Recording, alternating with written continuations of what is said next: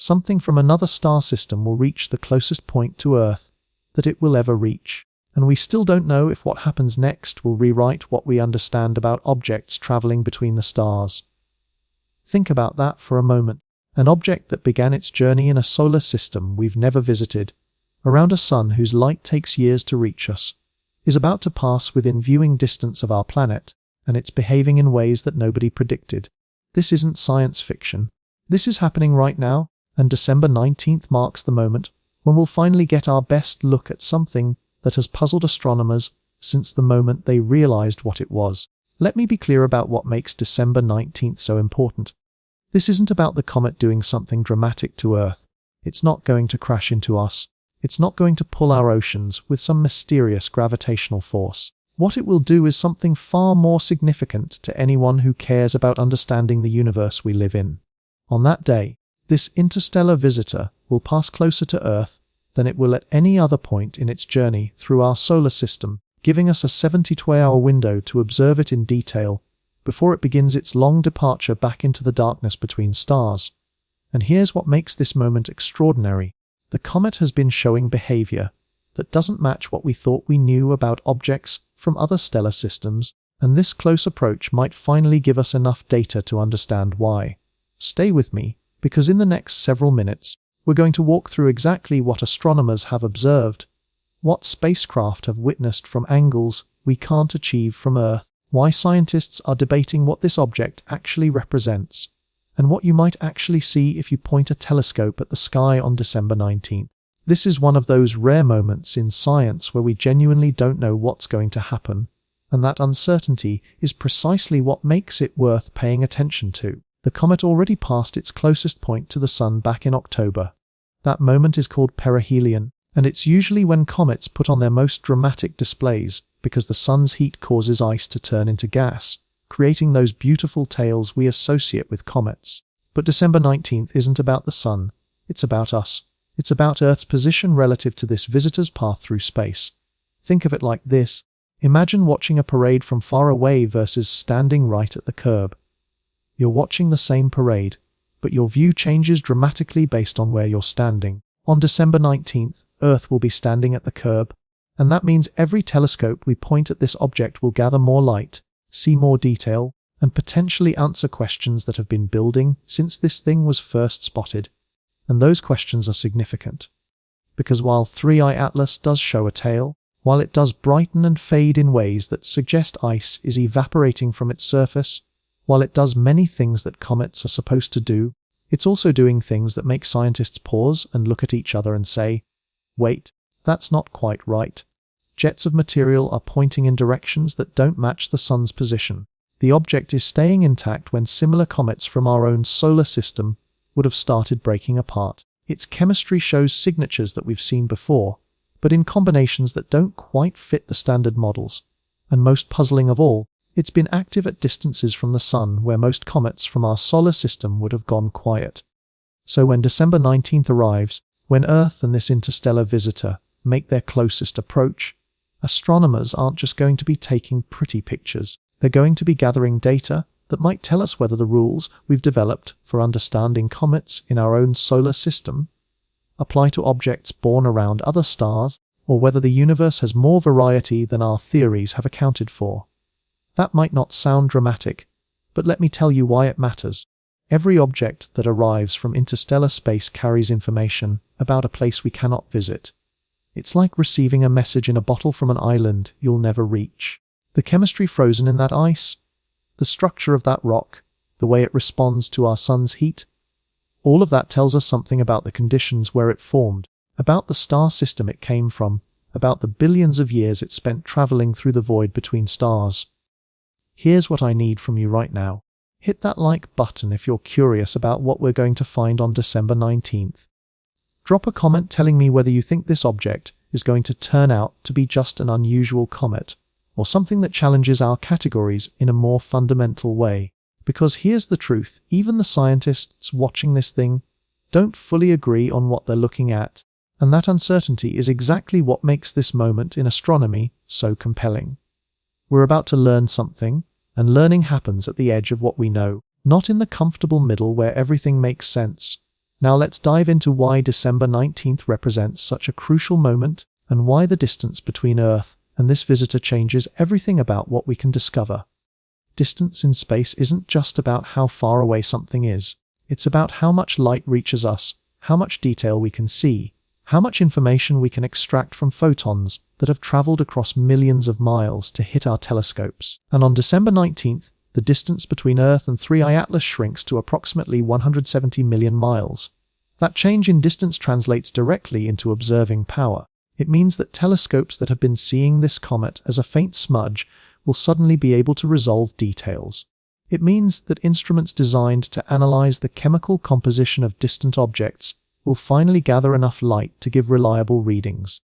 It means that amateur astronomers with backyard telescopes might actually be able to confirm what professional observatories have been reporting for months. Let me put this in perspective. When this comet was first spotted, it was so far away that even confirming it was showing a tail required careful image processing. Astronomers had to stack multiple exposures, subtract background light, apply filters, and still they were looking at something that barely registered above the noise in their data. As it approached the sun through October and November, it brightened significantly, which is exactly what you'd expect as the sun's heat started waking up any ice on its surface. But even at perihelion, even at its closest point to the sun, when it should have been at maximum activity, it was still far enough from Earth that detailed observations required large professional telescopes with sensitive instruments. December 19th changes that equation, not because the comet is doing anything different, but because we're finally in the right position to see what it's been doing all along. This matters because one of the central mysteries about 3i Atlas has been figuring out whether the strange behavior astronomers have observed is real or just an artifact of trying to study something extremely faint from an enormous distance. Imagine trying to understand someone's facial expression from across a football field at night. You might think you see them smiling, but you can't be completely sure. You might think they're looking in a certain direction, but the limitations of your view make certainty impossible. That's been the situation for months with this comet. Astronomers have seen things that seem unusual, but the uncertainty introduced by distance has made it difficult to rule out alternative explanations. December 19th removes much of that uncertainty. It brings the object close enough that observations become much more reliable, that details become much clearer, that the margin of error shrinks dramatically. And this is where it gets interesting for anyone following this story. Because the comet has been active in ways that don't perfectly match what astronomers expected based on its distance from the sun. Comets are essentially dirty snowballs, mixtures of ice and rock and organic compounds that formed in the outer regions of solar systems where temperatures are cold enough for volatile materials to freeze solid. When a comet approaches a star, the increasing heat causes those ices to sublimate, to turn directly from solid to gas without becoming liquid first. That gas carries dust particles with it, and together they form the tails that make comets visually spectacular. The process is well understood for comets born in our own solar system. We have mathematical models that predict when a comet should start becoming active based on its distance from the sun, what kinds of molecules should appear in its tail, how bright it should become, even how its brightness should change as it rotates and exposes different parts of its surface to sunlight. 3i Atlas has been following those rules, but with variations that have astronomers paying very close attention. It showed activity earlier than some models predicted, suggesting that either its ice is more volatile than typical solar system comets, or its surface has properties that make it respond to sunlight more efficiently. Its brightness has fluctuated in ways that could indicate an irregular shape, which is normal, but the pattern of those fluctuations doesn't quite match the simple rotation models that work for most comets. And most intriguingly, some observers have reported seeing jets of material that appear misaligned with the sun's direction, pending confirmation with DEC 19 data, which is where you'd expect the most heating and therefore the most activity. Now, all of these observations come with uncertainties. When you're looking at something faint and distant, separating real features from noise in your data requires careful analysis. But multiple independent observers using different telescopes and different techniques have reported similar anomalies, which suggests there's something real to explain. December 19th offers the opportunity to confirm or refute these observations with much higher confidence.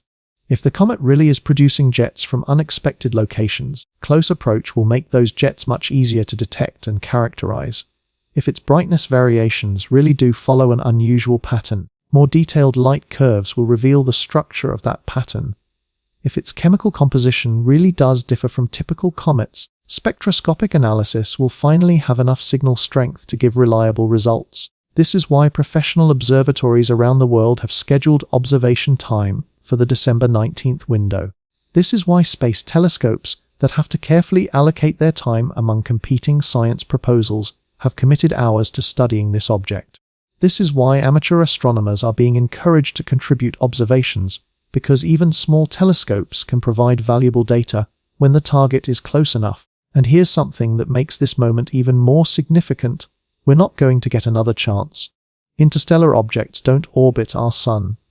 They're just passing through, following hyperbolic trajectories that bring them in from the depths of space, swing them around our sun, and then send them back out into the galaxy. Once they leave, they're gone forever from our perspective. Oumuamua has already traveled so far beyond our solar system that we've completely lost track of it. Borisov is similarly beyond reach. 3I Atlas is still here, still close enough to study, but every day after December 19th, it gets a little farther from Earth, a little fainter in our telescopes, a little harder to analyze. By January, it will have dimmed enough that only the largest professional telescopes will be able to track it. By spring, it will be effectively invisible even to those instruments. This is our window. This is the moment when the geometry of space has conspired to put Earth and this visitor from another star system in close enough proximity that we can actually learn something meaningful about it. Think about what that means for a moment. Somewhere out there, orbiting a star we probably can't even identify, there's a planetary system that gave birth to this object billions of years ago. Maybe it formed in a disk of ice and rock surrounding a young star, just like comets in our own solar system. Maybe it was ejected from that system by the gravitational influence of a large planet, flung outward with enough speed to escape its home star's gravity.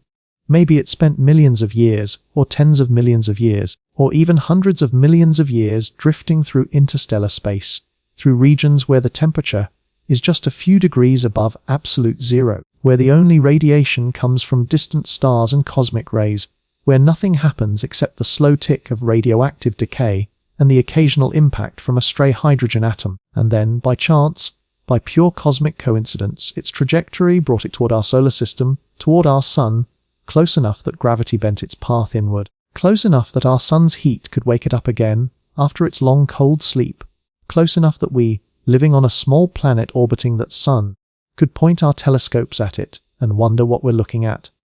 On December 19th, that wondering becomes a little less abstract and a little more empirical, and that transition from wonder to knowledge is what science is fundamentally about. But to understand why astronomers are so intensely focused on this particular close approach, we need to talk about the strange behavior this comet has been displaying since it was first discovered. Behavior that doesn't quite fit the patterns we've come to expect from our experience with thousands of comets born in our own solar system. When astronomers discover a new comet, they have a pretty good idea of what to expect. They know that as it approaches the sun, it should start developing a coma, a fuzzy cloud of gas and dust surrounding the solid nucleus at the comet's center. They know that eventually, as solar radiation and the solar wind push on that gas and dust, two tails should form a dust tail that curves gently along the comet's orbit, following the path it's traveled through space, and an iron tail, made of electrically charged molecules, that points almost directly away from the sun regardless of which direction the comet is moving. They know that the comet's brightness should increase predictably as it approaches the sun, following mathematical relationships that have been refined over decades of observations. They know what molecules should appear in the coma, and when they should appear based on the temperatures needed to vaporize different types of ice. This isn't guesswork. This is a framework built on thousands of cometary observations going back centuries. 3I Atlas has been following this framework, but with deviations that keep catching astronomers' attention. And the thing about deviations is that they're only interesting if they're real, if they represent genuine departures from expected behavior, rather than just observational uncertainties or misinterpretations of limited data. That's why the observations made over the past several months matter so much. Because multiple independent teams, using different telescopes and different analysis methods, have reported seeing things that don't quite fit the standard comet model. And when independent observations agree, that's when scientists start taking anomalies seriously. Let's start with the jets. When a comet becomes active, the sublimating ice doesn't evaporate uniformly across the entire surface. Instead, activity tends to concentrate in certain areas, creating jets of gas and dust that stream away from the nucleus like geysers. These jets are driven by sunlight heating the surface, which means you expect them to be most active on the side of the comet facing the sun. That's basic physics. The sun's energy hits the surface, the ice absorbs that energy, the ice turns to gas, and the gas escapes, carrying dust along with it. The jets should point generally away from the sun, or at least away from the sunward side of the nucleus. That's what happens with comets from our solar system. And there's no obvious reason why an interstellar comet should behave differently. But observers have reported seeing jet activity on 3I Atlas that doesn't seem to align with the sun's direction. Now, this isn't unprecedented. Some comets in our solar system show jets that deviate from the expected pattern, usually because the nucleus is rotating and different parts of the surface are being heated at different times, or because subsurface ice is being heated and then venting through cracks that don't align with the most directly sunlit areas. So seeing jets that don't perfectly point away from the sun isn't automatically mysterious. What makes the observations of 3I Atlas interesting is the degree of the misalignment and the persistence of the pattern. Some astronomers have suggested that the jet structure implies something unusual about either the comet's rotation or its surface properties or its internal structure. Others have argued that the observations aren't quite conclusive enough yet to rule out more conventional explanations. This is exactly the kind of debate that December 19th should help resolve, because better observations mean better constraints on where those jets are actually coming from and what's driving them. Then there's the question of structural stability. Comets are fragile objects. They're not solid rock. They're loose agglomerations of ice and dust held together by their own gravity and by the frozen ice acting as a kind of cement. When a comet approaches the sun and that ice starts to sublimate, the structure weakens. Gas pressure builds up in pockets beneath the surface. Temperature differences create stresses. Some comets make it through perihelion intact. Others start shedding fragments, and some completely disintegrate, leaving behind nothing but expanding clouds of dust and gas that fade away over the following weeks. Predicting which fate awaits any given comet isn't an exact science, but astronomers do have general rules based on size, rotation rate, how close the comet passes to the sun, and how active it becomes. 3I Atlas passed its perihelion in October, and by all accounts, it survived intact. That's notable because it became quite active during that close approach. And active comets that don't fragment are telling us something about their internal strength. It suggests that either the nucleus is larger than the faint appearance would indicate, giving it more structural stability through sheer mass, or that the material holding it together is stronger than the typical loosely bound ice and dust mixture we see in many comets. Again, neither interpretation is extraordinary by itself, but combined with the other anomalies, it contributes to a picture of an object that's not quite behaving like the average comet in our database. Some researchers have pointed out that if this comet formed in a different stellar environment, around a star with different properties than our Sun, then the composition and structure of the ice and the way the materials are bound together might differ in subtle but significant ways. That's the kind of hypothesis that's difficult to test with limited data. But that could become much clearer with the detailed observations possible during close approach. The chemical story adds another layer of complexity. When astronomers analyze the light coming from a comet's coma, they're essentially doing chemistry at a distance. Different molecules absorb and emit light at specific wavelengths, creating patterns in the spectrum that act like chemical fingerprints.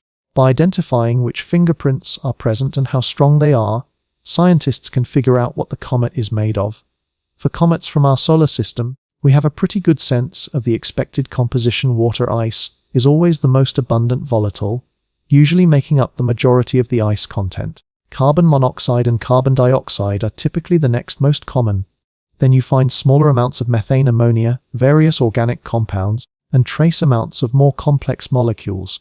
The relative abundances of these chemicals tell us about the conditions in the outer solar system when the comet formed, about the temperatures and pressures in the disk of material, that eventually condensed into planets. Early spectroscopic observations of 3I Atlas detected molecules that fit comfortably within this framework. Water was there, as expected. Carbon-bearing molecules were present. Nothing seemed wildly out of place. But as more detailed spectra were collected, some researchers noticed that the ratios between different molecules didn't quite match the average for solar system comets. Now, there's a lot of natural variation among comets even within our own solar system, so seeing some differences isn't shocking. But the pattern of differences has been intriguing enough that it's generated discussion about whether this comet might represent a distinct compositional class, a product of formation conditions that differ from what we experience in our corner of the galaxy. Other scientists have cautioned that the measurements aren't yet precise enough to draw firm conclusions, that the uncertainties in the spectroscopic data could easily account for the apparent differences. Once again, December 19th represents an opportunity to settle this debate with much better data, with spectra that have higher signal-to-noise ratios, that can detect weaker spectral features, that can measure molecular abundances with greater precision. And then there's the activity pattern itself, the way the comet's brightness has changed over time. Comets generally get brighter as they approach the Sun, reach peak brightness around perihelion, and then fade as they move away. The brightness curve typically follows a predictable shape, based on the distance from the Sun, and the way ice sublimation rates depend on temperature. 3I Atlas has followed that general pattern, which is reassuring, because it confirms that we're looking at a comet, and not something completely different. But within that overall pattern, there have been fluctuations, periods where the brightness increased or decreased more rapidly than smooth models would predict. These fluctuations could indicate outbursts, events where a pocket of ice suddenly becomes exposed or where internal pressure releases in a burst of activity. They could indicate rotation, with different parts of the surface having different levels of activity. They could indicate changes in the viewing geometry, with jets pointing more or less in our direction at different times. Or they could be measurement uncertainties, artifacts of trying to measure something faint under less than ideal conditions. Multiple observers have tracked these brightness variations independently, and while the details don't always agree perfectly, the overall pattern of the comet showing more variability than a simple smooth model would predict does seem to be real. What's been particularly interesting is that some of the brightness changes have occurred at times when the comet was far enough from the Sun that it shouldn't have been very active according to standard models. Comet activity is driven by solar heating, and that heating drops off rapidly with distance. For typical solar system comets, activity usually ceases beyond a certain distance where the Sun's energy just isn't sufficient to sublimate ice at any significant rate. 3I Atlas has shown activity at distances where many solar system comets would have already gone dormant, which suggests that either it contains unusually volatile ices that can sublimate at lower temperatures, or it has some other energy source driving activity, or its surface properties make it more efficient at converting sunlight into heat than typical comet surfaces. None of these observations, taken individually, are impossible to explain within conventional comet physics. But taken together, they create a profile of an object that sits at the edge of what we consider normal. It's not behaving in ways that violate physics. It's not doing anything that makes scientists suspect it's something other than a comet. But it is doing enough unusual things that simply labeling it as just another comet feels like it's missing something important. This is an object from another stellar system, formed under conditions that might have been different from what we experienced in our own solar system's youth, carrying information about a place we can never visit directly. The fact that it's showing quirks and anomalies shouldn't be surprising. The universe is full of variety. The question is whether those quirks represent minor variations on a theme we already understand, or whether they're pointing us toward realizing that our understanding of comets is more parochial, more limited to our own solar system's specific conditions than we'd like to believe. December 19th won't necessarily answer that question definitively, but it will give us the data quality we need to ask the question much more precisely, and sometimes in science, being able to ask the right question with enough precision is the breakthrough that eventually leads to understanding. But to appreciate just how much effort is going into making sure we don't miss this opportunity, we need to talk about the spacecraft that have been watching this comet from vantage points we could never achieve from Earth. Ground-based telescopes are magnificent instruments. They've revealed galaxies billions of light-years away, detected planets orbiting other stars, mapped the structure of the universe itself. But they have limitations. They're looking through Earth's atmosphere, which distorts light, blocks certain wavelengths entirely, and introduces its own glow that competes with faint astronomical signals. They're confined to observing from a single planet, which means they only ever see one perspective on any object passing through the solar system. And they're subject to weather, to daylight, to the rotation of the Earth that limits when any particular target is visible from any particular location. For studying something as time-sensitive and potentially fleeting as an interstellar comet, having observatories in space, scattered around the solar system at different locations, makes an enormous difference in what we can learn. This is where the story of 3I Atlas becomes even more fascinating, because this visitor hasn't just been observed from Earth. Multiple spacecraft, designed for completely different missions, have turned their instruments toward this interstellar visitor and contributed observations that would have been impossible to obtain from the ground. These weren't dedicated Comet missions.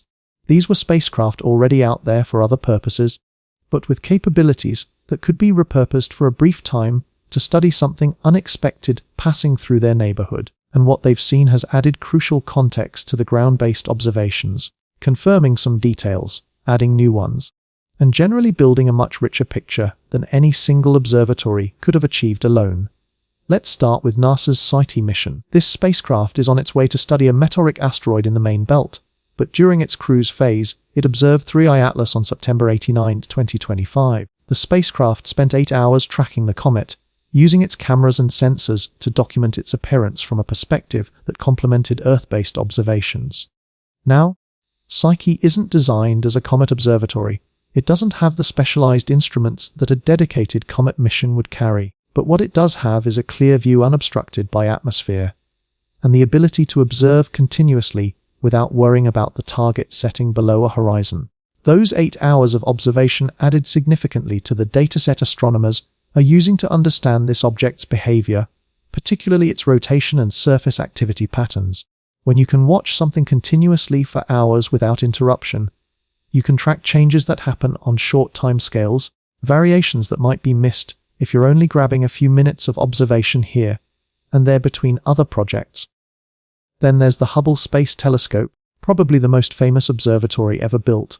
Hubble has been studying comets for decades, providing images and spectra that ground-based telescopes simply cannot match. On November 30th, Hubble turned its instruments toward 3I Atlas and captured detailed images that revealed the comet's dual tail structure with striking clarity. The iron tail, glowing with the light emitted by charged molecules being accelerated by the solar wind, pointed almost directly away from the sun. The dust tail, broader and more diffuse, curved gently along the comet's orbital path. These are exactly the features you expect to see on an active comet, and seeing them so clearly in Hubble's images was both reassuring and informative. Reassuring because it confirmed that despite all the anomalies astronomers have been discussing, 3I Atlas is fundamentally behaving like a comet. Informative because the detailed structure of those tails, the way they're shaped and the directions they're pointing, tells you about the forces acting on the material leaving the nucleus, about how much dust is being produced relative to gas, about how those jets we discussed earlier are oriented in space. Hubble's observations matter for another reason too. They're completely independent of any ground-based measurements. When you're trying to figure out whether something unusual you're seeing is real or just an artifact of your observing conditions or analysis methods, having a completely different telescope, using completely different instruments and completely different data processing pipelines observe the same thing and see consistent results is hugely valuable. It's the scientific equivalent of asking for a second opinion. If both observers agree, you can be much more confident that you're seeing something genuine. The fact that Hubble's images showed features consistent with what ground-based observers had been reporting helped solidify the case that the anomalies people were discussing weren't just noise in the data or tricks of the light. The X-Resum Observatory, a space-based ray telescope that's only been operational for about a year, also contributed observations during late November. Between November 26th and 28th, X-Resum detected X-ray emission coming from the vicinity of 3I Atlas. Now, X-rays might seem like an odd thing to look for from a comet, but it's actually a known phenomenon. When the solar wind, which is a stream of charged particles flowing outward from the Sun, interacts with the gas in a comet's coma. It can produce rays through a process called charge exchange. Essentially, highly charged ions in the solar wind collide with neutral molecules in the coma, capturing electrons from those molecules, and in the process releasing energy as rays. It's a subtle effect, and you need a sensitive Ray telescope to detect it, but it tells you something important about how much gas the comet is producing, and how the solar wind is interacting with that gas. The fact that X-RESM detected rays from 3I Atlas confirms that the comet was indeed quite active in late November, producing enough gas to create a substantial coma that the solar wind could interact with. It also provides a completely different way of measuring the comet's activity level, one that's independent of optical observations, and that can be cross-checked against what other telescopes were seeing. When different types of observations, using different physical processes, all tell a consistent story, that's when you can start feeling confident that you understand what's happening. And in this case, the SRAY detection supported the picture of a comet that was significantly active even as it was moving away from the Sun after perihelion, which is part of that pattern of unexpected behavior we've been discussing. The European Space Agency's JUICE mission, which is headed toward Jupiter and its moons, also made observations of 3I Atlas during its cruise phase. Details of exactly what JUIC observed haven't been as widely publicized as some of the other spacecraft observations, but the fact that the mission team considered this comet worth spending precious observation time on tells you something about how significant the scientific community considers this opportunity. Every hour a spacecraft spends observing something other than its primary target is an hour that has to be justified, that has to compete against other demands on the spacecraft's time and resources. The decision by multiple mission teams to allocate time for 3I Atlas observations reflects a recognition that interstellar objects are rare, that opportunities to study them don't come along often, and that gathering data from multiple perspectives is worth the investment. There are also reports that NASA's Europa Clipper, another mission en route to Jupiter, may have contributed observations, though details are limited. NASA's Mars orbiters also captured images of 3I Atlas on October 3, 2025 during a close flyby, providing unique perspective data, and various other space assets from Earth-observing satellites to deep space network antennas have been leveraged in various ways to support the observation campaign. The point is that the scientific community has mobilized a remarkable array of resources to study this visitor, treating it not as a distraction from their primary missions, but as an opportunity that justifies repurposing capabilities originally designed for other purposes. What makes these spacecraft observations particularly valuable is that they provide multiple lines of sight. When you observe something from only one location, you're always looking at one face of it, one perspective. But if you have multiple observers scattered around the inner solar system, each sees the object from a different angle, and by combining those perspectives, you can reconstruct a three-dimensional understanding of what's happening. You can figure out how jets are oriented in space, not just how they appear projected onto the sky from Earth's point of view. You can separate effects due to the viewing geometry from effects due to actual changes in the comet's behavior. You can catch phenomena that might be directed away from Earth and therefore invisible to ground-based observers, but clearly visible to a spacecraft positioned elsewhere. This multi-platform observation strategy represents a new era in how we study transient astronomical phenomena. When Oumuamua passed through in 2017, we barely had time to recognize what it was before it was already leaving. We scrambled to point every available telescope at it, but we were fundamentally limited by having only Earth-based observations from only one location. By the time Borisov arrived in 2019, we were slightly better prepared, and by the time 3I Atlas came along, the astronomical community had learned the lessons from those earlier experiences. We now have protocols in place for rapidly disseminating information about interesting discoveries, for coordinating observations across multiple facilities, for bringing spacecraft into the observation campaign when their trajectories and capabilities allow it. The result is that 3I Atlas is the most thoroughly documented interstellar visitor we've ever had, and December 19th represents the culmination of that documentation effort, the moment when all these different observation threads come together to give us the most complete picture we're going to get before the object fades from view.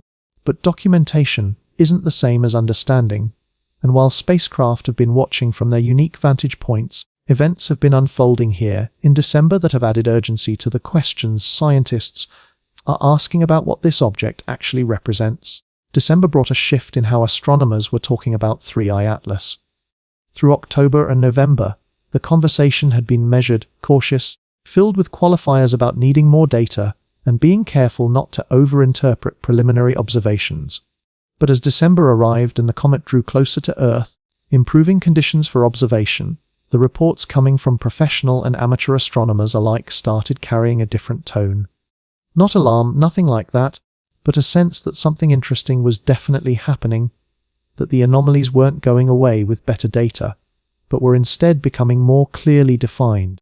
This is the period when the December 19th close approach started feeling less like a routine observation opportunity, and more like a moment when we might actually learn something that changes how we think about interstellar objects. The Hubble observations from November 30th, which we touched on earlier, were one of the catalysts for this shift. When those images became available to the broader astronomical community, they confirmed what several ground-based observers had been suggesting, but couldn't prove with complete certainty given the limitations of their instruments. The comet was showing robust tail structure with clear differentiation between the dust and iron components.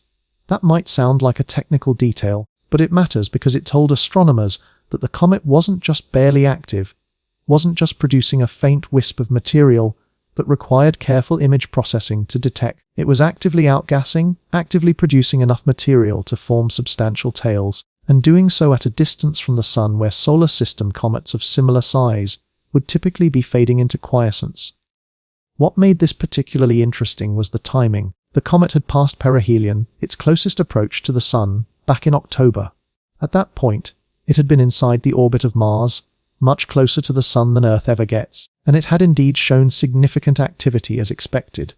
But by late November and early December, it was moving outward again, getting farther from the Sun with each passing day, and the standard expectation would be for activity to decline as the solar heating weakened.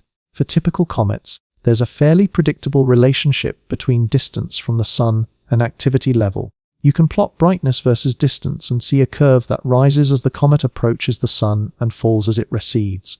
Some comets show asymmetry in that curve, staying a bit brighter on the outbound leg than they were at the same distance inbound, usually because the approach to the Sun heated up subsurface layers that then continue to outgas for a while even as the surface cools.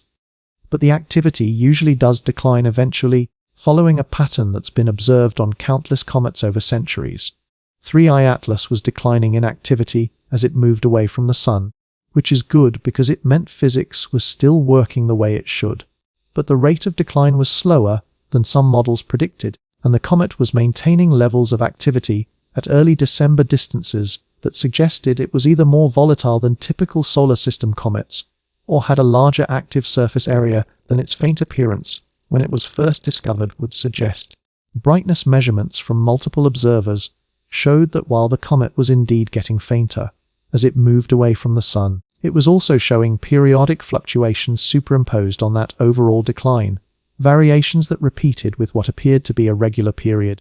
That periodicity is almost certainly due to rotation, with different parts of the nucleus having different levels of activity, so as the comet spins, we see brighter and fainter regions pointing toward us at different times. The interesting part is that the amplitude of those variations, the difference between bright and faint phases, appeared to be larger than what you'd see from a simple spherical nucleus rotating under uniform solar heating. That suggests either a very irregular shape, which would make sense for a small body that doesn't have enough gravity to pull itself into a sphere, or a surface with very uneven distribution of active areas, with some regions producing jets and others remaining dormant. Neither interpretation is particularly radical, but combined with everything else we've been discussing, it adds to the picture of an object that's not quite behaving like the textbook case of a simple comet. Then came the Schrae detection by XRSM between November 26th and 28th, which we mentioned earlier but which deserves a bit more attention because of what it reveals about the comet's activity level. Schrae emission from comets is faint, really faint, requiring long exposures with sensitive instruments to detect. The fact that XRSM was able to detect Schraes from 3I Atlas in what was essentially a test observation, without having to push the instrument to its absolute limits, indicated that the comet's coma was substantial enough and dense enough to produce a measurable trace signal. That's consistent with active outgassing, with significant production of neutral gas that the solar wind could interact with. What made this particularly valuable was that stray observations are sensitive to different aspects of cometary activity than optical observations. When you look at a comet through a telescope in visible light, you're mostly seeing sunlight reflected off dust particles in the coma and tail. When you look at it through filters that isolate specific wavelengths, you can see emission from gas molecules, which tells you about the chemical composition. But X-rays are telling you about the interaction between the comet and the solar wind, about how the material leaving the comet is being buffeted and ionized by the stream of charged particles flowing from the sun. It's a different diagnostic, sensitive to different physical processes, and having that additional perspective helps build a more complete understanding of what's happening. During this same period in early December, amateur astronomers with modest telescopes and CCD cameras were contributing observations from dark sky sites around the world. This is one of the beautiful things about modern astronomy. You don't need a professional observatory or a multi-million-dollar instrument to contribute meaningful data. A competent amateur with a decent telescope, a good camera, and the knowledge to process images correctly can measure positions and brightnesses accurate enough to be scientifically useful, especially for objects like comets that change on timescales of days, and that benefit from continuous monitoring that professional telescopes can't always provide. Several amateur astronomy networks coordinated observations of 3I Atlas through late November and early December, and their reports consistently showed the comet maintaining visibility from dark sites, showing clear tail structure, and displaying the brightness variations that professional observers were also tracking. There's something democratizing about that, something that feels right about a cosmic visitor being observable, not just by big institutions, but by anyone willing to stay up late under dark skies and point their telescope in the right direction. It connects current observations to a tradition that goes back centuries, to a time when all astronomy was amateur astronomy, when every comet discovery and every observation was made by dedicated individuals rather than by professional research teams. The fact that you can still contribute to scientific understanding with backyard equipment, that your observation might confirm or challenge something a professional observatory reported, that your data point might be the one that helps solve a puzzle about an object from another star system, that's something worth appreciating. As these observations accumulated through early December, the discussion among astronomers started to focus more explicitly on the December 19th close approach and what it might reveal. Papers started appearing on preprint servers, analyzing the existing data and making predictions about what more detailed observations should find. Research teams began publishing their observation plans, describing which instruments they would use, which wavelengths they would observe at, which questions they were hoping to answer. The overall sense was that we had collected enough data to know that 3I Atlas was worth intensive study, but not enough to fully understand what made it unusual, and that the close approach represented our best shot at closing that gap. One of the themes that emerged in these discussions was the question of comparison. How different does an object have to be before we stop comparing it to solar system comets and start treating it as a distinct category? Oumuamua sparked intense debate precisely because it seemed so different, because its lack of obvious cometary activity, combined with its cigar-shaped profile and unusual trajectory, made people wonder if they were looking at something other than a comet. The subsequent proposals that it might be artificial, or might be made of solid hydrogen, or might be a fragment of a disintegrated planet, all reflected the challenge of interpreting something that didn't fit comfortable categories. Borisov, by contrast, fit so comfortably into existing categories that there wasn't much debate at all. It was clearly a comet, clearly behaving like solar system comets behave, and while it was still scientifically interesting as a sample from another stellar system, it didn't challenge anyone's understanding of what comets are. 3I Atlas occupies a middle ground that's somehow more interesting than either extreme. It's clearly a comet. There's no serious debate about that. The tails, the activity pattern, the spectroscopic signatures all point unambiguously to a cometary body outgassing as it's heated by the sun. But it's a comet with quirks, a comet that's showing behaviors that make you question whether the rules we've developed based on studying solar system comets are truly universal, or are in some ways specific to the particular environment where our comets formed. That's a scientifically rich question because it touches on fundamental issues about planetary system formation, about whether the processes that create comets are the same everywhere or vary depending on the properties of the host star and the composition of the protoplanetary disk and the dynamical history of the system. By mid-December, as the close approach date loomed, the astronomical community was clearly ready. Observation time had been allocated at major observatories. Space telescopes had scheduled blocks of time for 3I Atlas observations. Amateur networks had coordinated coverage plans to ensure continuous monitoring regardless of weather at any single location. And the questions that those observations were meant to address had been refined through months of preliminary study into a set of specific hypotheses that could be tested with better data. The stage was set, and the cosmic clockwork that had brought this interstellar visitor into our neighborhood was about to put it in exactly the right position for us to see it as clearly as we ever would. But before we talk about what people are hoping to see on December 19th, we need to talk about why there's disagreement among scientists about how to interpret what we've already observed. Science isn't a monolithic enterprise where everyone agrees on everything and unanimous consensus emerges naturally from careful observation.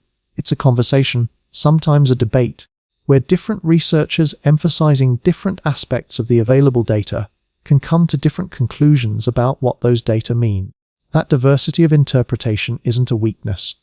It's actually one of science's great strengths, because it ensures that ideas are tested from multiple angles, that assumptions are challenged, that the path to understanding involves considering alternative explanations, rather than just accepting the first interpretation that seems plausible. The story of how astronomers have been interpreting the behavior of 3I Atlas reflects that process, with three broad perspectives emerging from the months of observation and analysis that have led up to December 19th.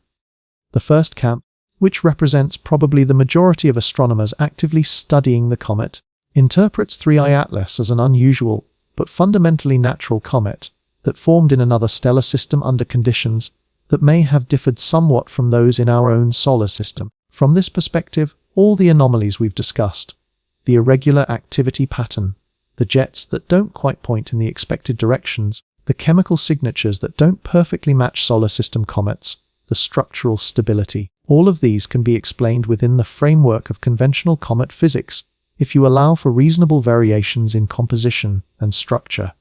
The logic goes something like this. Our solar system represents one example of how planetary systems form. We have thousands of comets to study, and they show variety, but they're all products of the same formation environment. When we observe comets from another stellar system, we should expect them to show some similarities because the basic physics of how ice and rock behave is universal, but we should also expect differences because the details of composition and structure depend on local conditions that vary from system to system. This interpretation emphasizes that nothing 3I Atlas has done violates known physics or requires invoking exotic explanations. Active comets show jets, and the direction those jets point depends on complicated factors including rotation, surface topography, and the distribution of volatile ices beneath the surface. Comets show brightness variations, and the pattern of those variations depends on their shape and the distribution of active areas. Comets have different chemical compositions, and while there are broad patterns, there's also significant variation, even among comets formed in our own system. From this perspective, 3I Atlas is interesting precisely because it's giving us our first detailed look at a comet population formed elsewhere, but it's not challenging the fundamental understanding of what comets are or how they behave. The December 19th observations, from this viewpoint, are expected to refine our understanding of this particular object, and perhaps reveal that some of the apparent anomalies were artifacts of limited data quality, while others represent genuine but explicable differences from the solar system average. The second camp takes a more cautious position, suggesting that 3I Atlas might represent a boundary case that challenges how we categorize objects.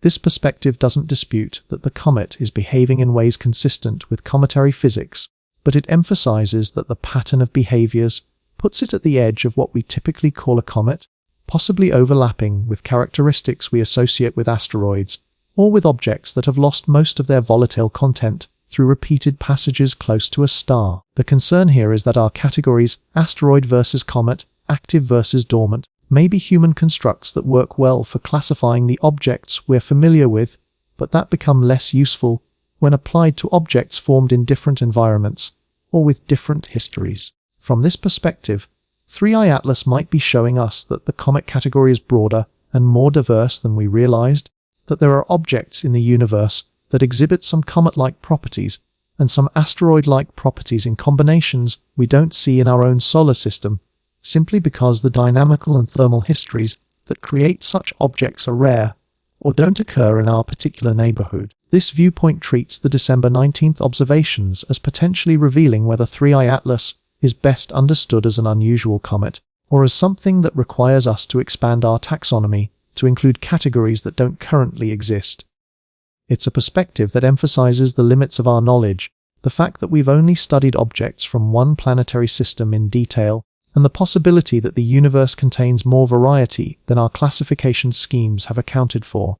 The third perspective is associated particularly with A.V. Loeb, a Harvard astronomer who has become well known for arguing that we should seriously consider the possibility that some interstellar objects might be artificial or might represent phenomena we haven't encountered before. Loeb was prominently involved in the debates about Oumuamua, suggesting that its unusual properties might indicate it was a light sail or some other form of manufactured object rather than a natural comet or asteroid. His perspective on 3i Atlas has been more measured, acknowledging that it clearly shows cometary activity in ways that Oumuamua did not, but also emphasizing that the anomalies in its behavior warrant deeper investigation and that we shouldn't be too quick to assume that everything about it fits into familiar categories.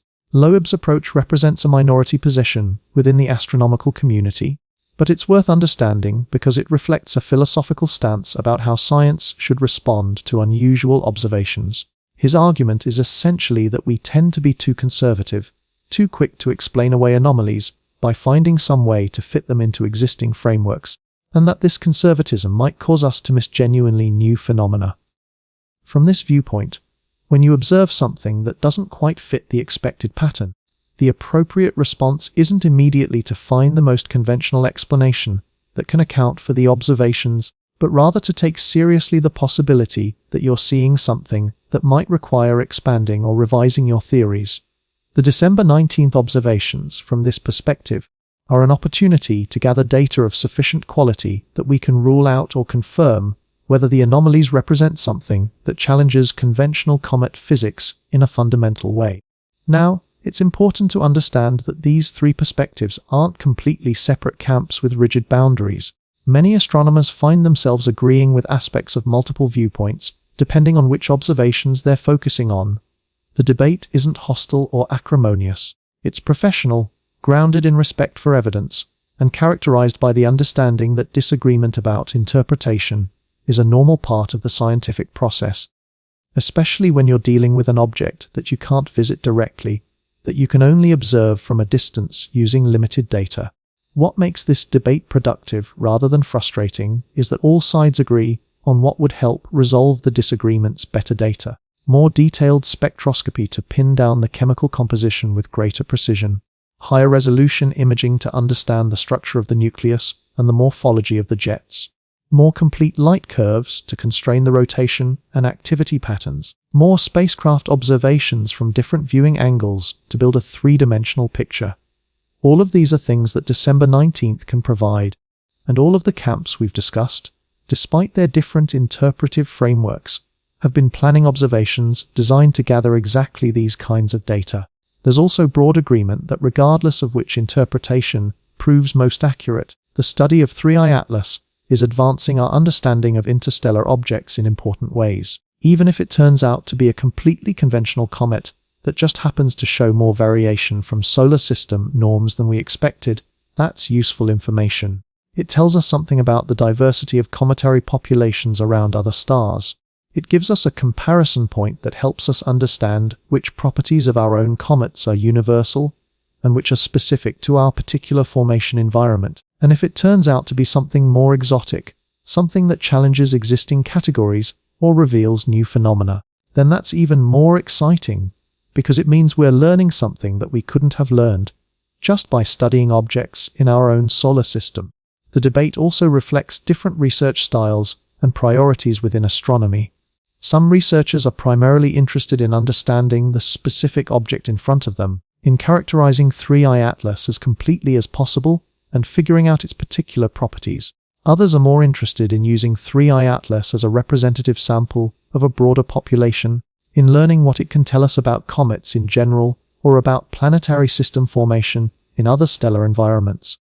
Still others are interested in pushing the boundaries of theory, in using unusual observations as opportunities to test whether our models are truly robust, or whether they break down under conditions we haven't encountered before. All of these are legitimate scientific goals, and they lead naturally to different emphasis in how you interpret the same data. As December 19th approaches, the expectation across all camps is that we're going to learn something significant. Maybe we'll learn that 3i Atlas is indeed just an unusual comet, and that the anomalies that have been puzzling people have straightforward explanations that become clear with better observations. Maybe we'll learn that it represents a distinct class of object that requires us to expand our understanding of what comets can be. Or maybe, though this seems less likely given what we've observed so far, we'll find something genuinely surprising that challenges existing frameworks in more fundamental ways.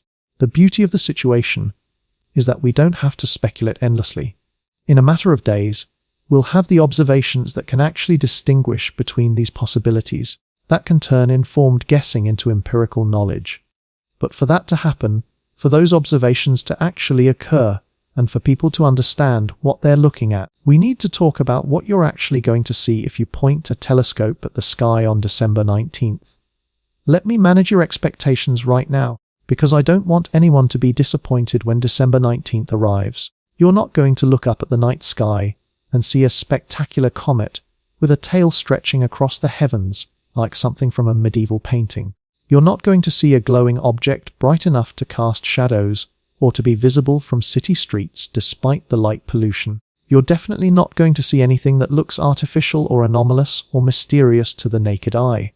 What December 19th offers isn't a visual spectacle for casual observers. It's an opportunity for anyone with the right equipment and the knowledge to use it to observe for themselves an object from another star system during the brief window when it's close enough to Earth to be observable with modest telescopes. If you have a telescope with decent light-gathering power, maybe an 8-inch or larger mirror, and you're observing from a dark site away from city lights, and the weather cooperates, which is always a significant if, then you should be able to see 3i Atlas as a faint fuzzy patch against the background stars. It will be moving relative to those background stars, so if you watch over the course of an hour or two, you'll notice its shifted position, which is one of the classic ways astronomers identify comets and asteroids, by their motion against the fixed celestial sphere, with very careful observation, possibly with the help of image processing if you're using a CCD camera. Instead of just looking through an eyepiece, you might be able to detect the tail, or more accurately the coma, the diffuse cloud of gas and dust surrounding the nucleus. The comet will be in the constellation Leo, which is a prominent constellation visible in the pre-dawn sky during December. Leo is recognizable by its distinctive sickle shape, and if you're familiar with the night sky, you won't have trouble finding it. The comet's exact position within Leo will shift from night to night as it moves along its trajectory, but detailed finder charts are available from multiple astronomy websites and from the International Astronomical Union's Central Bureau for Astronomical Telegrams. If you're planning to observe, you'll want to download an up-to-date chart the evening before you observe, because the position predictions, while accurate, need to be referenced to the specific date and time you're looking. What you won't see is anything obviously anomalous. The strange behavior that astronomers have been discussing, the misaligned jets, the irregular activity pattern, the chemical signatures that don't quite match expectations, all of that requires instruments and analysis techniques that go far beyond what's accessible to visual observation through a telescope.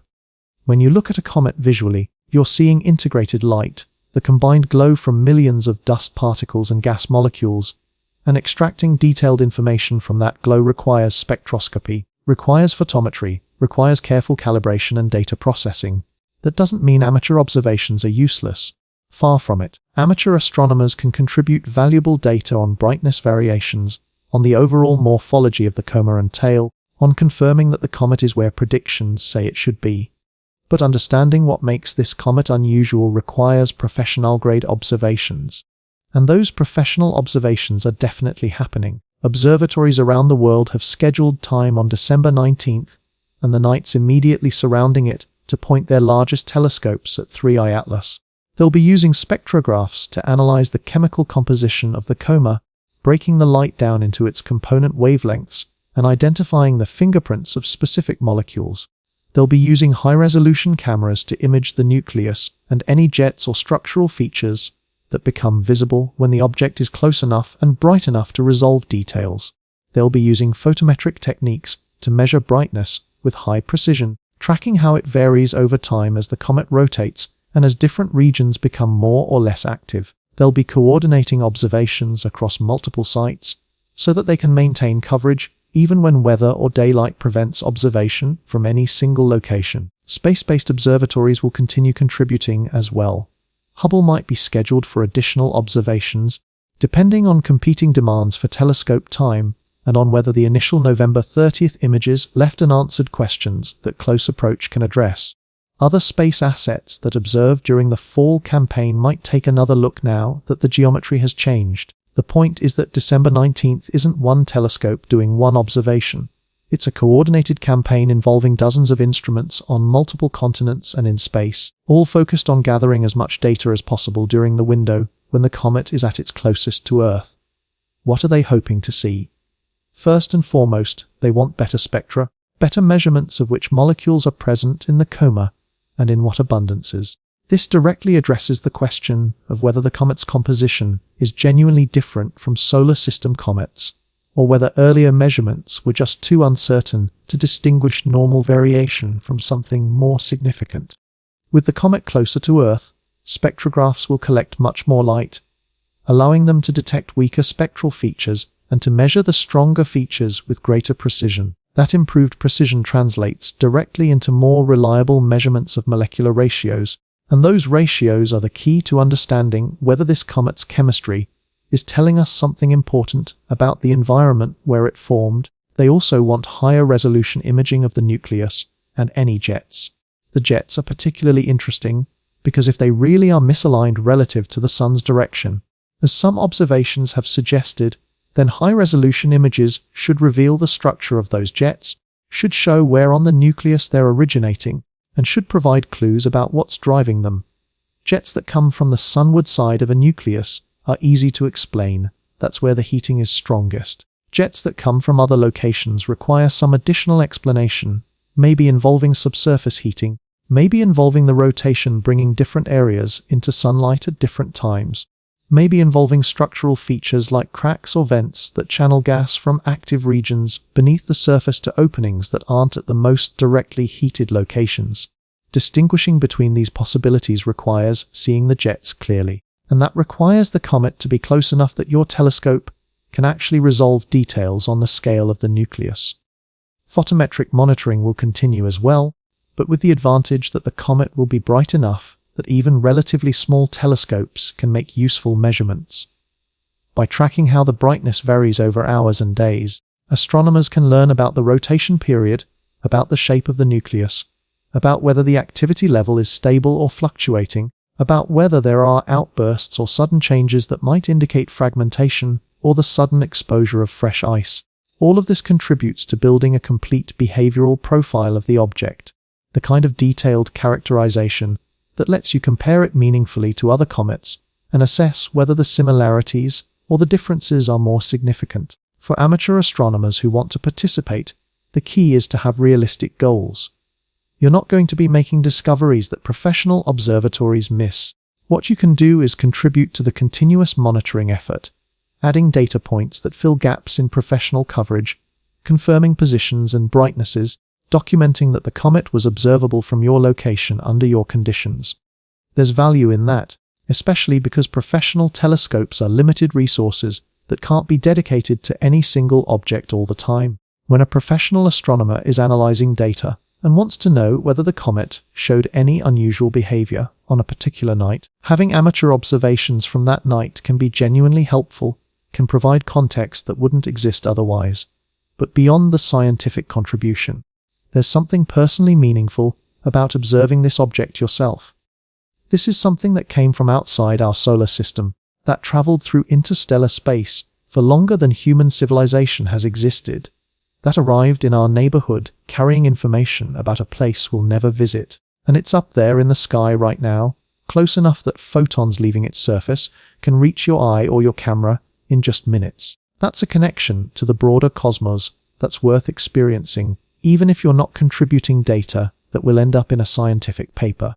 It's a reminder that we live in a universe that's vastly larger than our immediate surroundings, that objects and phenomena beyond our direct control or understanding are constantly occurring, and that we have the privilege and the capability to observe and try to understand them. December 19th represents peak opportunity, but the comet will remain observable for days before and after that date. So if weather doesn't cooperate on the 19th specifically, you'll have other chances. By late December and into January, it will be fading as it moves farther from Earth, becoming progressively more difficult to observe, until eventually it drops below the detection threshold of all but the largest professional telescopes. That's when this chapter of the story closes, when 3i Atlas becomes once again just a faint speck receding into the distance, eventually to leave our solar system entirely and resume its journey through interstellar space, this time perhaps carrying with it some tiny perturbation to its trajectory from the gravitational influence of our sun and planets, a subtle mark of its passage through our neighborhood that it will carry forever. But before that happens, before it fades from view, we have this moment to learn whatever we can, and the significance of that opportunity becomes clear when you zoom out from the immediate observations to the broader context of what interstellar objects mean for our understanding of the universe. Astronomy is full of catalogues. We have catalogues of stars, catalogues of galaxies, catalogues of asteroids and comets and planets orbiting other suns. Those catalogues are built from decades or centuries of patient observation, each entry representing someone's effort to point a telescope at something and record what they saw. The catalogues give us perspective. Let us understand what's common and what's rare, what's typical and what's anomalous. They're the foundation of statistical astronomy, of being able to say not just that this particular object has these particular properties, but that objects of this type generally have certain characteristics, that there are patterns and trends and relationships that reveal underlying physical laws. But interstellar objects don't have a catalogue yet. We've detected 3 of them. 3. That's not a catalogue. That's barely enough to establish that interstellar objects exist and occasionally pass through our solar system. We can't yet say what's typical for an interstellar comet, because we don't have enough examples to define typical.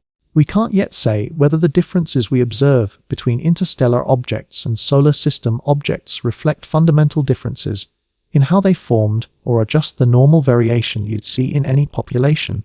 If you had a large enough sample, every single interstellar object we detect is still in the regime where it's a precious data point, where it's adding significantly to our extremely limited knowledge about what exists in the space between stars. That's the context that makes December 19th significant. This isn't routine monitoring of a well-studied class of objects. This is one of humanity's first close looks at something from beyond our solar system, and close is a relative term here, but closer than we usually get. The observations made during this window will be referenced in papers for years, will be compared to whatever future interstellar objects we detect, will contribute to the eventual catalogue that our descendants might be able to compile if we continue detecting these visitors at the rate we've been finding them over the past few years. Think about what the chemistry frozen in 3i Atlas represents. Comets form in the outer regions of planetary systems where it's cold enough for volatile materials to condense into solid ice. The specific molecules that freeze out and the ratios between different molecules depend on the composition of the gas and dust in the protoplanetary disk, which in turn depends on the composition of the star and the processes that occurred during the disk's formation and evolution. Our solar system's comets show a certain range of compositions that reflect the conditions in our particular protoplanetary disk 4.5 billion years ago. When we analyze the composition of a comet from another stellar system, we're sampling the conditions in a different protoplanetary disk, one that formed around a different star, possibly at a different time in galactic history, possibly in a region of the galaxy, with different chemical enrichment from previous generations of stars. Every interstellar comet is essentially a frozen sample from a giant chemistry experiment that happened somewhere else in the galaxy, and by analyzing that sample, we learn about the diversity of conditions under which planetary systems form. We learn whether the chemical processes that occurred in our solar system are universal or specific to our particular circumstances. We learn about the raw materials available for planet formation in other stellar environments. And since those raw materials ultimately determine what kinds of planets can form, what kinds of atmospheres those planets might have, what kinds of chemistry might occur on their surfaces or in their atmospheres, understanding the diversity of cometary compositions is actually a step toward understanding the diversity of planetary environments, and by extension, the potential diversity of habitable environments in the galaxy. That might seem like a long chain of reasoning from studying one comet to understanding habitability elsewhere, but it's a legitimate connection. Life, at least life as we know it, depends on having certain chemical building blocks available: organic molecules, water, various elements that can participate in complex chemistry. Comets and asteroids delivered many of those building blocks to early Earth, supplementing whatever was present in the material from which our planet formed. If we want to understand where else in the galaxy life might arise, we need to understand what kinds of chemistry are available in different stellar environments, what kinds of materials are delivered to forming planets, what the range of possibilities is. Every interstellar object we study adds to that understanding, and objects like 3I Atlas, which show activity and allow us to analyze their chemical composition directly, are especially valuable. Beyond the chemistry, there's the question of interstellar space itself. The regions between stars aren't completely empty. They contain extremely tenuous gas, the interstellar medium, with densities so low that we'd consider them vacuum by any terrestrial standard. But over millions of years, even that tenuous gas can interact with objects passing through it. Cosmic rays, high-energy particles accelerated by supernovas and other energetic events, constantly bombard any object in interstellar space, causing radiation damage to surface materials, creating new chemical species through radiolysis, altering the properties of ice and rock. Dust grains, tiny particles perhaps expelled from other stellar systems or condensed in the interstellar medium itself, occasionally impact travelers through the void, eroding surfaces, depositing material from elsewhere. When we study an interstellar object, we're not just seeing what it was like when it left its home system, we're seeing the effects of its journey, the accumulated damage and alteration from millions of years spent crossing the galaxy. Understanding those effects matters for understanding the bigger picture of how material moves through galaxies, how chemistry evolves not just within stellar systems, but in the vast spaces between them, how the galaxy functions as an ecosystem with flows and cycles that operate on timescales far longer than human civilization, or even than the existence of our species. We're part of that galactic ecosystem. The sun is moving through the galaxy, carrying its planets with it, and we're constantly encountering new regions of interstellar space with their own properties and conditions. The more we understand about what exists in those regions, about what we might encounter in the future, the better we understand the context in which our own solar system exists. There's also the simple fact that interstellar objects are rare, not because they're genuinely uncommon in an absolute sense, but because they're difficult to detect. The calculation of how many interstellar objects pass through the inner solar system in any given year depends on assumptions about how many stellar systems eject comets and asteroids into interstellar space, how dense the population of such objects is in the galaxy, and how efficient our detection methods are. Current estimates suggest that at any given moment, there might be several interstellar objects within the orbit of Neptune that we simply haven't spotted because they're faint and we're not looking in the right direction at the right time. As our survey telescopes improve, as automated systems get better at identifying moving objects and distinguishing ones with unusual trajectories, we're likely to start detecting interstellar visitors more frequently. But right now, we're still in the early days of interstellar object astronomy, and every detection is an event. The progression from Oumuamua to Borisov to 3I Atlas also tells a story about how science responds to the unexpected. Oumuamua surprised everyone, showed us that our assumptions about what interstellar objects would look like were incomplete, sparked fierce debates about interpretation that are still ongoing. Borisov reassured us that not all interstellar visitors are mysterious, that some fit comfortably into existing categories. 3I Atlas is teaching us that there's a spectrum, that objects from other stellar systems will show variety, that we need to be prepared for the full range of possibilities from the familiar to the genuinely puzzling. Each detection refines our understanding, not just of the objects themselves, but of how to study them, what questions to ask, what observations to prioritize. December 19th represents a milestone in that learning process. It's the moment when we have an interstellar object close enough for truly detailed observation, and when we've already gathered enough preliminary data to know what specific questions those observations should address. It's not the first observation, and it won't be the last, but it's the culmination of months of preparation and coordination.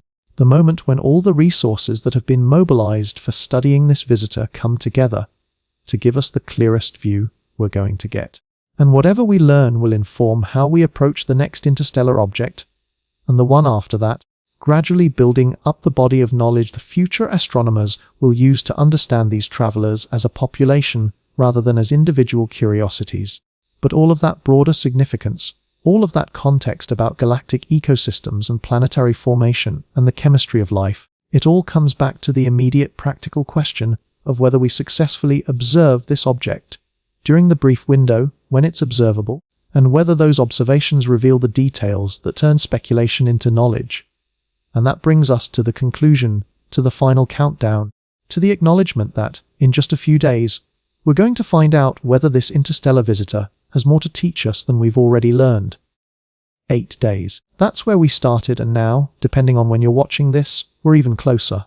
8 days, or 7, or 6, counting down to December 19th, to the moment when Earth and 3i Atlas reach their closest approach, when the geometry of space puts us in the best possible position to observe this visitor from another star system before it continues its journey away from the Sun and eventually leaves our solar system entirely. We've walked through why this moment matters, what makes this comet unusual, what astronomers have already observed, what spacecraft have witnessed, what the scientific debates are about, what you might see if you point a telescope at the sky, and why all of this connects to bigger questions about the universe and our place in it. Now comes the honest part, the part where I tell you that despite all the preparation, despite all the resources being mobilized, despite all the analysis of preliminary data, and all the careful planning of observation campaigns, we genuinely don't know exactly what December 19th is going to reveal. That might sound unsatisfying. You might want me to tell you definitively whether this comet is going to turn out to be just an unusual, but ultimately conventional object, or whether it's going to surprise us with something that challenges existing theories. But the truth is that science doesn't work that way. We don't know the answer before we make the observations. That's what makes it science rather than confirmation of preconceptions. What we do know is that we're going to learn something. Maybe we'll learn that the anomalies that have been puzzling astronomers have straightforward explanations that become obvious when you have better data.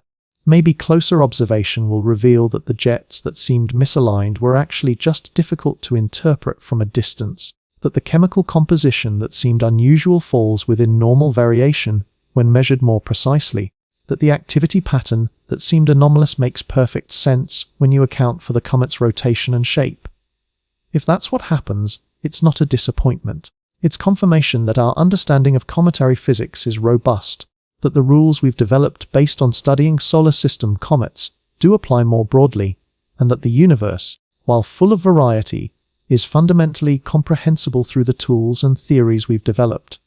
Or maybe we'll learn that 3i Atlas really is showing us something new, something that requires us to expand our categories or refine our models, or acknowledge that comets from other stellar systems can have properties or behaviors what we don't see in our own cometary population. That would be exciting in a different way, because it would mean that studying interstellar objects isn't just about confirming what we already know, but about discovering new phenomena, about pushing the boundaries of understanding. Science advances both through confirmation and through surprise, and either outcome from December 19th contributes to that advancement. There's also the possibility, and I want to be honest about this, that the observations won't be as definitive as everyone hopes. Weather might not cooperate at key observatories. Technical problems might limit what certain instruments can accomplish. The comet might not become quite as bright or quite as active as optimistic predictions suggest. The data, even with the advantages of close approach, might still have enough uncertainty that debates about interpretation continue. That's the reality of observational astronomy. You can plan perfectly, you can schedule telescope time and coordinate campaigns, and do everything right, and then clouds roll in or equipment malfunctions, or the object you're studying doesn't cooperate by being as bright or as active as you hoped. If that happens, it's frustrating, but it's part of the process. We'll learn what we can from whatever observations succeed, and we'll carry the unanswered questions forward to whatever future opportunities arise. But I'm optimistic. The astronomical community has learned a lot from the experiences with Oumuamua and Borisov about how to study transient visitors efficiently. The observing plans for December 19th reflect that accumulated experience. Multiple observatories are involved, providing redundancy in case any single facility encounters problems. Multiple types of observations are planned, providing different perspectives on the comet's properties. Amateur astronomers are ready to contribute continuous monitoring that complements the targeted observations from professional facilities. The spacecraft that observed during the fall campaign have provided context that makes the ground-based observations easier to interpret. Everything that can be done to maximize the scientific return from this opportunity has been done. And this is where you come in. If you have the equipment and the knowledge to observe the comet yourself, do it. Download a finder chart, wait for a clear night, point your telescope at Leo in the pre-dawn hours, and see if you can spot that faint fuzzy patch that represents an object from beyond our solar system. Even if you don't contribute data to any scientific program, even if you're just looking for the personal experience of seeing it yourself, that's worthwhile. You'll be participating in a moment of cosmic significance, connecting yourself to a tradition of astronomical observation that goes back thousands of years, to a time when every comet was mysterious, when no one knew where they came from, or what they were made of, or why they appeared and disappeared according to their own schedules. We know more now than those ancient observers did. We know that comets are icy bodies left over from planetary system formation. We know that they follow predictable orbits governed by gravity. We know what they're made of, and how they behave, and why they develop tails. But we don't know everything, and objects like 3I Atlas remind us of that. They remind us that the universe is larger than our experience, that there are places we haven't been and conditions we haven't sampled and phenomena we haven't yet observed. Every new discovery, every unusual object, every moment when observations don't quite match predictions, those are opportunities to learn, to refine our understanding, to become slightly less ignorant about the cosmos we inhabit. December 19th is one of those moments. It won't answer every question about interstellar objects. It won't give us a complete catalogue of cometary compositions across the galaxy. It won't reveal definitively whether life exists elsewhere or what conditions are common in other stellar systems. But it will add to our knowledge. It will provide data points that future researchers will reference. It will contribute to the gradual accumulation of understanding that is the real story of science, not dramatic breakthroughs or sudden revelations, but patient observation and careful analysis and the slow building of knowledge over time. So here's what I'm asking you to do. Hit that like button if you're planning to follow the December 19th observations, if you're curious about what we're going to find, if you think this story is worth paying attention to. Subscribe to the channel, because I'll be covering the results as they come in, analyzing what the observations reveal, discussing what astronomers learn from this close approach, and what questions remain unanswered. Drop a comment telling me whether you think 3I Atlas is going to turn out to be a routine interstellar comet, or something that surprises us. Share this video with anyone you know who cares about astronomy, who appreciates the wonder of observing objects from beyond our solar system, who wants to be part of the collective human effort to understand the universe. In 8 days, or 7, or however many days remain between when I'm recording this and when you're watching it, we're going to reach that moment of closest approach. Telescopes around the world will turn toward Leo. Cameras will gather light that has traveled across millions of miles from the surface of an object that originated around another star. Spectrographs will break that light into its component colors, revealing the chemical signatures of ice formed in a different stellar environment than our own. Computers will process the data, measuring brightnesses and positions and spectral features, and gradually, over the hours and days following December 19th, a picture will emerge of what we've observed, of what this visitor has revealed about itself. We'll find out together. That's the beauty of living in an age when scientific discoveries are shared rapidly, when you don't have to wait for journals to be published or for academic conferences to convene to learn what's been discovered.